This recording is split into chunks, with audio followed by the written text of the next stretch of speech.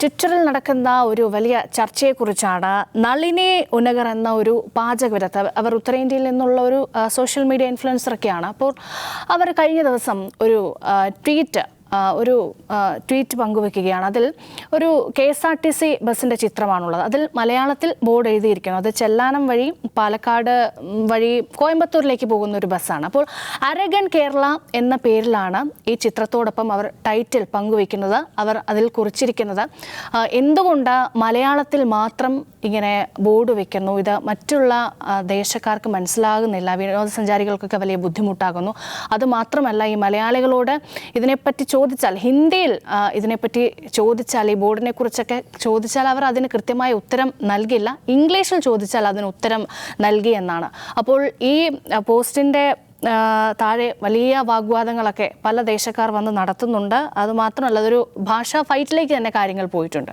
അപ്പോൾ നാസിർക്ക, ഈ നളിനി ഉനഗറിൻ്റെ നേരത്തെയുള്ള പല പോസ്റ്റുകളും ഞാനിത് കണ്ടപ്പോൾ, ഇത് വാർത്ത കണ്ടപ്പോൾ ഞാൻ ട്വിറ്ററിൽ നോക്കിയപ്പോൾ നേരത്തുള്ള ഒരുപാട് പോസ്റ്റുകൾ കണ്ടു. അപ്പോൾ ഒരു ഭാഷാ പ്രശ്നം മാത്രമാണെന്ന് എനിക്ക് പേഴ്സണലി തോന്നിയില്ല. അതിന് പിന്നിൽ ചില ഉദ്ദേശങ്ങൾ ഈ സമയത്ത് അത് പങ്കുവെക്കുന്നതിലൂടെ ഉണ്ടെന്ന് എനിക്ക് തോന്നി. നാസിർക്ക് എന്ത് തോന്നി? അവരിപ്പോൾ ഉത്തരേന്ത്യയിൽ എന്താണ് എന്നിട്ട് ഒരു കേരള വിരോധം അല്ലെങ്കിൽ ദക്ഷിണേന്ത്യൻ വിരോധം പ്രചരിപ്പിക്കുക എന്നുള്ള ഒരു സാധനമാണെങ്കിൽ മാത്രമാണ് അതാണ് അവരുടെ ഉദ്ദേശമെന്ന് തോന്നിയിട്ടുണ്ടെങ്കിൽ അത് ആ പോസ്റ്റിന് കീഴിലുള്ള ചർച്ചകളും നോക്കുമ്പം ഒരുവിധം തോന്നുന്നവർക്കൊക്കെ അത് മനസ്സിലാക്കും. പക്ഷേ അതിൻ്റെ ഒരു പ്രശ്നം എന്താ വെച്ചാൽ അവരാ പറയുന്നതിലൊന്നും യാതൊരു അർത്ഥവുമില്ല, ഒരു ബേസിക്കായിട്ടൊരു അർത്ഥമില്ല. പക്ഷെ നമ്മളുടെ ചോദ്യത്തിലല്ല, നമ്മളുടെ ഹെഡിങ്ങിൽ ഒരു വളരെ പ്രധാനപ്പെട്ട പ്രശ്നം ഉണ്ട് താനും. നമ്മളുടെ ഹെഡിങ്, നമ്മൾ ഈ വിഷയത്തിന് നമ്മൾ തിരഞ്ഞെടുത്തിരിക്കുന്ന ഹെഡിങ്ങിൽ കേരളം ഹിന്ദി പഠിക്കണമെന്ന്, കേരളം ഹിന്ദി പഠിക്കേണ്ടത് അത്യാവശ്യമാണെന്നുള്ളൊരു സ്ഥിതിയിലേക്ക് എത്തിയിട്ടുണ്ട്. വളരെ അത്യാവശ്യമാണെന്നുള്ള സ്ഥിതിയിൽ ഇതിൽ ഈ രണ്ട് പ്രശ്നങ്ങളെ നമ്മൾ രണ്ടായി തരണം. കേരളം ഹിന്ദി പഠിക്കണോ എന്നുള്ളൊരു ചോദ്യം നമ്മൾ ഉന്നയിക്കുന്നുണ്ടെങ്കിൽ കേരളം ഹിന്ദി പഠിക്കണമെന്ന് തന്നെയാണ്. ഇപ്പം നമ്മൾ ഈ താമസിക്കുന്ന നമ്മളുടെ ഓഫീസിന് തൊട്ടടുത്തില്ല ഈ വെള്ളിപറമ്പ് അങ്ങാടിയിൽ ഞാൻ ദിവസവും ഇടപെട്ടുന്ന ആളുകൾ മുഴുവൻ ഒന്നുകിൽ ബാർബറുള്ളത്, അവിടെയുള്ള ബാർബർ ഷാപ്പിലെ ആളുകൾ മുഴുവൻ ഇന്ത്യക്കാർ തന്നെയാണ്. കോഴിക്കടയിലുള്ള ഒരുത്തൻ ബംഗാളിയാണ്, ഒരു കോഴിക്കടയിലുള്ള ആസാമാണ്. പിന്നെ അവിടെയുള്ള വളരെ പ്രധാനപ്പെട്ട ഈ ടൗണിലെ വളരെ പ്രധാനപ്പെട്ട ഈ സൂപ്പർ മാർക്കറ്റിലെ എടുത്തു തരുന്ന ആളെന്ന് പറഞ്ഞാൽ അവൻ ആസാമിയാണ്. അവൻ മാത്രം മലയാളം പഠിച്ചിട്ടുണ്ട്. പക്ഷെ ബാക്കിയുള്ളവരോട് മുഴുവൻ സംസാരിക്കണേ, മൊത്തം അവരിങ്ങോട്ട് ചോദിക്കുന്ന ഹിന്ദിക്ക് മറുപടി പറയാനുള്ള ഇതെങ്കിലും വേണം. കോഴിക്കോട് ടൗണിൽ നിന്ന് നമ്മളുടെ തൊട്ടടുത്ത പ്രദേശങ്ങളായ മാവൂര് അപ്പുറം കടന്നു പോകുന്ന പല ബസ്സുകളിലും, കുറ്റിക്കാട്ടൂർ മാവൂരും ഒക്കെ അങ്ങോട്ട് കടന്നു പോകുന്ന പല ബസ്സുകളിലും ഹിന്ദിയിൽ സ്ഥലപ്പേരെങ്കിലും റൂട്ടെങ്കിലും ഹിന്ദിയിൽ എഴുതി തുടങ്ങിയിട്ടുണ്ട്. നേരത്തെ തന്നെ കൊച്ചിയിൽ പെരുമ്പാവൂർ അടക്കമുള്ള പല സ്ഥലങ്ങളിലും ഹിന്ദിയിൽ ബസ് റൂട്ടുകൾ എഴുതുന്നുണ്ട്. ബസ് റൂട്ടുകൾ, ഹോട്ടലുകളുടെ പേരൊക്കെ അത്യാവശ്യം ഹിന്ദിയിൽ എഴുതി തുടങ്ങിയിട്ടുണ്ട്. ഹിന്ദി നമ്മൾ പഠിക്കണമെന്ന് ചോദിച്ചാൽ അവർ നമ്മളെ പഠിപ്പിക്കുന്ന അവസ്ഥ വന്നിട്ടുണ്ട്. ഇവിടെ വന്നുകൊണ്ടിരിക്കുന്ന അന്യസംസ്ഥാന തൊഴിലാളികൾ എന്ന് നമ്മൾ ആദ്യം പറഞ്ഞിട്ട് ഇപ്പോൾ നമ്മൾ അതേ തൊഴിലാളികൾ ആയി സ്വീകരിച്ചിട്ടുള്ള ആളുകൾ അവർ നമ്മളെ ശരിക്കും ഇങ്ങോട്ട് ഹിന്ദി പഠിപ്പിക്കുന്ന അവസ്ഥ ഉണ്ടായിട്ടുണ്ട്. അതിന് പ്രത്യേകിച്ച് ഫീസൊന്നും കൊടുക്കണ്ട. ഒരു 5-6 ദിവസം അങ്ങാടിയിൽ സ്ഥിരമായിട്ട് ഇറങ്ങിയാൽ 6ാമത്തെ ദിവസം നമ്മൾ വായിന്ന് വിളിച്ചു തുടങ്ങും. പിന്നെ നമ്മൾ അങ്ങോട്ട് ബാക്കി മറുപടി അങ്ങോട്ട് പറഞ്ഞു തുടങ്ങും. സ്വാഭാവികമാണത്. നമ്മൾ പണ്ട് മലയാളി പഠിച്ചിരുന്നത് ഹിന്ദിയോ അടക്കമുള്ള ഭാഷ പഠിച്ചിരുന്നത് നാട് വിട്ടു പോകുമ്പോഴായിരുന്നു. ഈ ബോംബെയിലോ കൽക്കത്തയിലോ പോയിട്ട് തിരിച്ചു വരുമ്പോഴായിരുന്നു ഹിന്ദി പറഞ്ഞത്. ഇപ്പോൾ അത് വേണ്ട, അവർ ഇങ്ങോട്ട് വന്ന് പഠിപ്പിക്കും. അതുകൊണ്ട് ഹിന്ദി പഠിപ്പിക്കുന്നതിൽ വലിയ പ്രശ്നമില്ല. പക്ഷേ ഈ പ്രശ്നത്തിൽ, ഈ പറയുന്ന നളിനിയുടെ പ്രശ്നത്തിൽ വളരെ പ്രധാനമായിട്ടുള്ള സംഭവം, അവർ കേരളത്തിൽ വന്നു പോയപ്പോൾ കേരളത്തിൽ അവർ പോകേണ്ട സ്ഥലങ്ങളിൽ പോയിട്ടുണ്ടായിരുന്നില്ല എന്നാണ്. എനിക്ക് അതെ, 6 വർഷം മുമ്പാണ്. 6 വർഷം മുമ്പ് അവർ വന്നിട്ട് ഒന്നുകിൽ അവർ അങ്ങനത്തെ ഒരാൾ വന്നാൽ വളരെ പ്രധാനമായിട്ട്, പ്രത്യേകിച്ച് ഗുജറാത്തിൽ നിന്ന് വരികയും ഒരു ട്രാവലർ, ഒരു വ്ളോഗൊക്കെ ചെയ്യുന്ന ആളും ഒക്കെ ആണെങ്കിൽ, പ്രത്യേകിച്ച് കിച്ചൺ ഒക്കെ ചെയ്യുന്ന ആൾ, ഗുജറാത്തിൽ നിന്ന് ഒരാൾ വന്നാൽ കാര്യമായിട്ടും കേരളത്തിൽ സന്ദർശിക്കേണ്ട 2 നഗരങ്ങൾ, ഒന്ന് കൊച്ചിയും ഒന്ന് കോഴിക്കോടുമാണ്. കൊച്ചിയിൽ തന്നെ മട്ടാഞ്ചേരിയും, കോഴിക്കോടാണെങ്കിൽ ഗുജറാത്തി സ്ട്രീറ്റുമാണ്. ഇവിടെ വർഷങ്ങളായിട്ട് താമസിക്കുന്ന ഗുജറാത്തികളുണ്ട്. ഇവിടെ ഗുജറാത്തി സ്കൂളുകളുണ്ട്. ഗുജറാത്തി ഉത്സവങ്ങൾ അങ്ങനെ തന്നെ ആഘോഷിക്കുന്നൊരു സ്ഥലമാണ് കേരളം. ഇതൊക്കെ കണ്ടുപിടിച്ച് അറിഞ്ഞിട്ട് വേണമല്ലോ ഇത് എന്തെങ്കിലുമൊക്കെ ഇതാക്കാൻ. ഒരു ബസ്സിൽ കയറി ഇരുന്നിട്ട് തൊട്ടടുത്തിരിക്കുന്ന ആളോട് സംസാരിച്ചിട്ട് അയാൾ ഹിന്ദിയിൽ ചോദിച്ചപ്പോൾ ഉത്തരം കിട്ടിയില്ല, ഇംഗ്ലീഷിൽ ചോദിച്ചപ്പോൾ ഉത്തരം കിട്ടിയെന്ന് പറഞ്ഞാൽ അവർക്ക് മലയാളം അല്ലാത്ത വേറെ ഭാഷകളും അറിയാമെന്നില്ല തന്നെയാണല്ലോ അതിൻ്റെ തെളിവ്. അത് വളരെ പിന്നെ ബാലിശമായൊരു സംഗതിയാണ്. ആ പറഞ്ഞ പോസ്റ്റും അതിൻ്റെ കീഴിൽ വരുന്ന ചർച്ചകളും മൊത്തത്തിലും വളരെ ബാലിശമായൊരു സാധനമാണ്. അതിനേക്കാൾ കൂടുതൽ പ്രശ്നം ഇതാണ്, നമ്മളെ ഏറ്റവും വലിയ സത്യത്തിൽ ചർച്ച ചെയ്യേണ്ട പ്രശ്നം പിന്നെ എത്ര പെട്ടെന്ന് എങ്ങനെ ഹിന്ദി പഠിക്കാം എന്നുള്ളതാണ് കേരളത്തിൽ. അത് അത്യാവശ്യമാണ്. മലയാളികൾക്ക് ഈ ഭാഷയുമായി ബന്ധപ്പെട്ട ഒരു തർക്കം ഉണ്ടാക്കുമ്പോൾ മലയാളിക്ക് പരിധി കവിഞ്ഞ അഭിമാനബോധമോ പിടിവാശിയോ ഒന്നുമില്ല, സത്യത്തിലില്ല. ഇന്ത്യയിലെ മറ്റേത് സ്റ്റേറ്റിലും ഞങ്ങളുടെ ഭാഷ, ഞങ്ങളതേ സംസാരം, അങ്ങനത്തെ ഒരു അഭിമാനബോധമോ നമ്മൾ ഈ മലയാളി എന്ന് പറയുന്ന വികാരം അത് തന്നെ സത്യത്തിൽ തട്ടിപ്പാണ്. അങ്ങനൊന്നുമില്ല. മലയാളി എന്ന് പറഞ്ഞാൽ മറ്റ് പല സംസ്ഥാനങ്ങളിലും ഉള്ളതുപോലുള്ള ഞങ്ങളെല്ലാം മലയാളികളാണ് എന്ന് പറയുന്ന സാധനം പോലും മലയാളിക്ക് ഒരു പരിധി വരെ ഉള്ളൂ. ഇപ്പോൾ നോക്ക്, മലയാളി വേറെ എവിടെ പോയാലും അവിടുത്തെ ഭാഷ പഠിക്കും. ഗൾഫിൽ പോയാൽ അറബി പഠിച്ചിട്ടാണ് സംസാരിക്കുക, അല്ലാതെ മലയാളം അവർ പഠിക്കില്ല. തമിഴ്നാട്ടിൽ പോയാൽ തമിഴന്മാർ മലയാളം പഠിക്കുമോ ഹിന്ദി പഠിക്കുമോ ഇല്ല, അവരവരുടെ ഭാഷയിലേ സംസാരിക്കൂ. മലയാളം നിങ്ങൾ കേരളത്തിലേക്ക് ഒരു ബംഗാളിൽ നിന്നോ അസമിൽ നിന്നോ ഒരാൾ വന്നു, അവൻ്റെ ഭാഷ നമ്മൾ പഠിക്കും. അവൻ ഇപ്പം നാസർക്ക പറഞ്ഞില്ല, അങ്ങാടിയിൽ ഇറങ്ങുന്ന ഭായിക്ക് മലയാളം പഠിക്കേണ്ട നിർബന്ധാവസ്ഥയില്ല, നമ്മൾ പഠിച്ചിട്ട് സംസാരിച്ചോളൂ. അതാണ് മലയാളിയുടെ വിശാലബോധം. നിങ്ങൾ വന്നോളൂ, നിങ്ങളുടെ ഭാഷ ഞാൻ പഠിച്ചിട്ട് സംസാരിക്കാം. അതുകൊണ്ട് ഭാഷയുടെ കാര്യത്തിൽ ഇവരിപ്പോൾ ഈ ഭാഷാ തീവ്രവാദമൊക്കെ നമുക്ക് മേൽ ആരോപിക്കുകയാണെങ്കിൽ അങ്ങനെ ഒരു സംഗതിയേ കേരളത്തിലില്ല. നമ്മൾ ഏത് ഭാഷയെ സംസാരിക്കും, ഇംഗ്ലീഷ് സംസാരിക്കും, മലയാളം സംസാരിക്കും, ഹിന്ദി സംസാരിക്കും.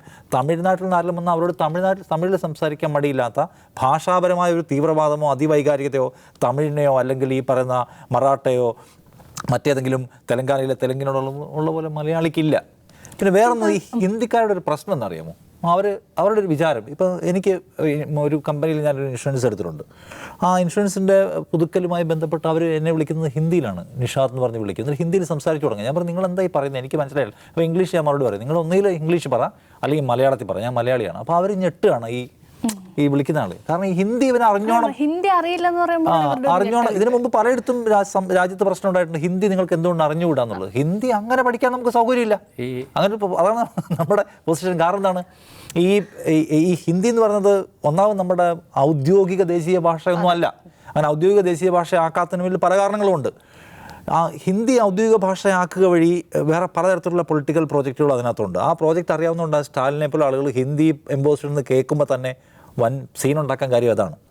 മറ്റൊന്ന്, രാജ്യത്താകമാനം ഭാഷാ ദേശീയതകളെന്ന് പറയുന്നത് ഇപ്പോൾ ഭാഷാ സമരങ്ങളുടെ ഒരു മഹാചരിത്രമുള്ള രാജ്യമാണ് ഇന്ത്യ. തമിഴ്നാട്ടിൻ്റെ കാര്യത്തിൽ, തെലുങ്കിൻ്റെ കാര്യം എടുത്താൽ, മറാഠയുടെ കാര്യം എടുത്താൽ, മലയാളത്തിൻ്റെ, അങ്ങനെ വിവിധങ്ങളായ ഭാഷകളുടെ സങ്കലനമാണ് ഇന്ത്യ. അവിടെ ഒരു ഭാഷ മാത്രം പഠിച്ചോണം, ആ ഭാഷയിൽ എല്ലായിടത്തും ബോർഡ് ഉണ്ടാവണം എന്ന് പറഞ്ഞാൽ അങ്ങനെയാണെങ്കിൽ ഇന്ത്യ ദേശീയ ഭാഷ ആവേണ്ടതാണല്ലോ.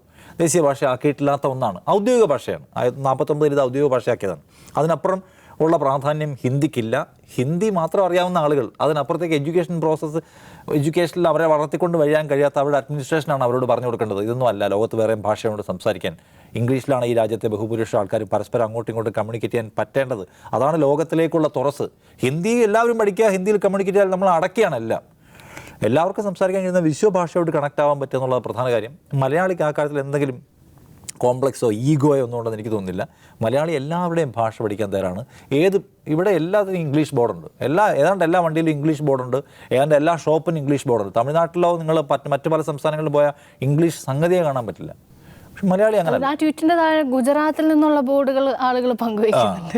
മലയാളിയുടെ ഡോർ എല്ലാം ഓപ്പൺ ആണെന്ന്. ഈ ഹിന്ദിക്കാരനായ ഒരു ബ്ലോഗറെ ശശി തരൂർ നേരിട്ട ഒരു വീഡിയോ ഉണ്ടല്ലേ, ഈ പറയുന്ന ഹിന്ദി പിന്നെ ഔന്നത്യം കാണിക്കാൻ വേണ്ടി മാത്രം ഒരു ചങ്ങാതി നടത്തിയ ഒരു ഇൻ്റർവ്യൂ ഉണ്ട് ശശി തരൂർ.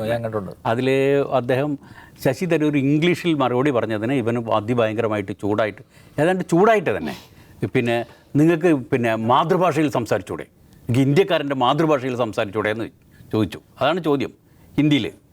അതിന് ശശി തരൂർ പറഞ്ഞ മറുപടിയുണ്ട്, എടാന്നാണ് വിളിച്ചതായിരുന്നു. അത് എടാ എന്നുള്ള വിളി ശശി തരൂരിന് അറിയാത്ത മനസ്സിലാക്കി. ഞാൻ എൻ്റെ മാതൃഭാഷയിൽ സംസാരിച്ചാൽ നിനക്ക് മനസ്സിലാവൂടാ എന്നാണ് അയാൾ അങ്ങോട്ട് പറഞ്ഞത്. ഇതാണ് എക്സാക്ട് വാചകം.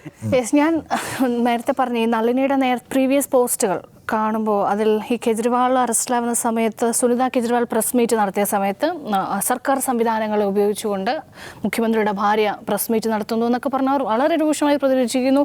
അപ്പം മമതാ ബാനർജി പരിക്ക് പറ്റിയവർക്കൊരു ഇഞ്ചുറി ആയിട്ട് ഹോസ്പിറ്റലിൽ പോയ സമയത്ത് ആ സമയത്തൊക്കെ ഇവരിങ്ങനെ പോസ്റ്റ് കണ്ടിട്ടുണ്ട്. അപ്പോൾ അവരൊരു പൊളിറ്റിക്സ് കൂടി വിഷയമാണ്.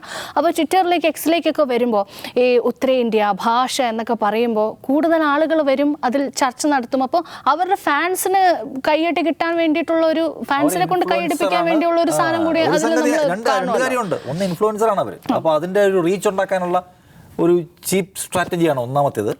രണ്ടാമത്തേത്, കേരളം നല്ല എന്താ പറയുന്നത് വിപണന സാധ്യതയുള്ള സംഗതിയാണ് കേരളത്തിനെതിരായിട്ടുള്ള ഹെയ്റ്റ് എന്ന് പറയുന്നത്. ഇപ്പോൾ അവിടുത്തെ യോഗി പ്രസംഗിക്കുമല്ലോ, UP-യിൽ ഞങ്ങളെ ജയിപ്പിച്ചു ഇല്ലേ കേരളം പോലെ ആയി പോകും. അതെ അതെ അതെ. അമിത്ഷാ വന്നിട്ട് കർണാടകയിൽ തൊട്ടപ്പുറത്ത് കേരളമാണ് കൂടുതലൊന്നും ഞാൻ പറയുന്നില്ല. ഇത് തന്നെ മോദി അടക്കമുള്ള ആൾക്കാർ പറയും. അപ്പോൾ കേരളത്തിനെതിരായിട്ട് കേരളം തീവ്രവാദത്തിൻ്റെ എന്താ പറയുന്നത് നഴ്സറിയാണ്. ഇത് കേരളത്തിനെതിരായിട്ടുള്ള ഈ സംഗതി പറഞ്ഞാൽ അവിടെ കുറേ ഓടും. അത് ഒരു സംഗതിയാണ്. അത് പറഞ്ഞിട്ട് എങ്ങനെ റീച്ച് കൂട്ടാൻ നോക്കുകയാണ്. കേരളത്തിന് ഇതൊന്നും ഒരു വിഷയമല്ല. കേരളത്തിൽ ഇപ്പോൾ ഏറ്റവും അവസാനം നടക്കുന്ന സംഭവങ്ങളൊന്നും അവർ അറിയായിട്ടാണ്. കേരളത്തിൽ ഇപ്പം നമ്മളുടെ പിന്നെ തമിഴ് അധ്യാപക സംഘടന minority language Tamil teachers association എന്നാണ്. അങ്ങനെ തന്നെ മൈനോറിറ്റി എന്നിട്ട് തമിഴുണ്ട്. Minority languages Tamil teachers association ഇപ്പം നടത്തിക്കൊണ്ടിരിക്കുന്ന ഒരു പ്രചാരണം പിന്നെ എല്ലാ സ്കൂളുകളിലും വെച്ചാൽ അവർ പറയുന്നത് 143 സ്കൂളുകളിൽ 243 സ്കൂളുകളിൽ തമിഴുണ്ടായിരുന്നു.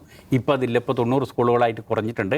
അതുകൊണ്ട് ഈ മുഴുവൻ സ്കൂളുകളും തമിഴ് മേഖലയിലും തമിഴ് സംസാരിക്കുന്ന ആളുകളുള്ള സ്ഥലങ്ങളിലുള്ളതായ മുഴുവൻ സ്കൂളുകളിലും തമിഴ് ക്ലാസ്സുകൾ പുനരാരംഭിക്കാനും വിദ്യാർത്ഥികൾ പരിപൂർണമായിട്ടും തമിഴ് പശ്ചാത്തലമുള്ള വീട്ടിൽ നിന്ന് വരുന്ന വിദ്യാർത്ഥികൾ മുഴുവൻ തമിഴ് ക്ലാസ്സിൽ തന്നെ ചേരണം എന്നോ, അല്ലെങ്കിൽ ഇവിടെ കേരളത്തിൽ പിന്നെ തമിഴ് ഇല്ലാതായി പോകും, തമിഴ് ക്ലാസ് ഇല്ലാതായി പോകും എന്നൊരു പ്രചരണം തന്നെ അവർ നടത്തുന്നു. ഇവിടെ വല്ല പ്രശ്നവും അതിനെ സംബന്ധിച്ചുണ്ടോ? ഇതേ സമയത്ത് തമിഴ്നാട്ടിൽ മലയാളം ക്ലാസ് ആരംഭിക്കണം എന്ന് പറഞ്ഞിട്ടാണ് ഇങ്ങനെ ഒരു അധ്യാപക സംഘടന പിന്നെ ഇത് നടത്തിയെന്ന് ആലോചിച്ച് നോക്കിയാൽ തമിഴ്നാട്ടിലോ കർണാടകയിലോ പറഞ്ഞ പോലെ. അതെ പറഞ്ഞു. മലയാളി അക്കാര്യത്തിൽ വളരെ വിശാല മനസ്സുള്ളവരാണ്. ഈ വിവാദങ്ങൾ മലയാളിയെ സംബന്ധിച്ച് ഇപ്പോൾ അമൽ ഡേവിസ് പറയുന്ന പോലെ നോ വൺ കെയർസ്, ആരും ശ്രദ്ധിക്കുന്നില്ല. യെസ്, അത് തന്നെയാണ്. അപ്പോൾ ഈ ഭാഷയുടെ കാര്യത്തിൽ അങ്ങനെ ഒരു സങ്കുചിതമായ നിലപാടുള്ള ആളുകളൊന്നും അല്ല മലയാളികൾ. എല്ലാ ഭാഷകളും എല്ലാവരും ഏറ്റവും നന്നായി പഠിച്ചിരിക്കുന്നത് തന്നെയാണ് ഏറ്റവും നല്ലത്. അതിനൊക്കെ എല്ലാം ഉൾക്കൊള്ളാൻ കഴിയുന്ന വളരെ ജനാധിപത്യപരമായ ഒരു വിശാലമായ മനസ്സ് മലയാളികൾക്കുണ്ട്. പക്ഷേ ചില പ്രത്യേക ഉദ്ദേശത്തോടെ ചില രാഷ്ട്രീയ താല്പര്യങ്ങളോടെ ഈ അടിച്ചേൽപ്പിക്കുന്നത് അത് ഇവിടെ നടക്കില്ല. അത് മാത്രമേ പറയുന്നുള്ളൂ. ഔട്ട് ഓഫ് ഫോക്കസ് പൂർണ്ണമാവുകയാണ്. നമസ്കാരം.